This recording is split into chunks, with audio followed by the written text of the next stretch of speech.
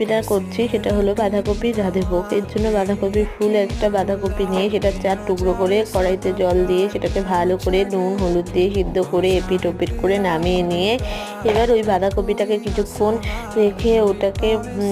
ঠান্ডা করে বেঁধে নিয়ে কড়াইতে তেল গরম করে সেটাকে ভালো করে ভেজে তুলে নিয়ে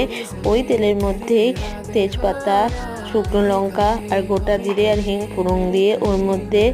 আদা আর কাঁচা লঙ্কা বাটাটা দিয়ে নাড়াচাড়া করে ওর মধ্যে পোস্ত আর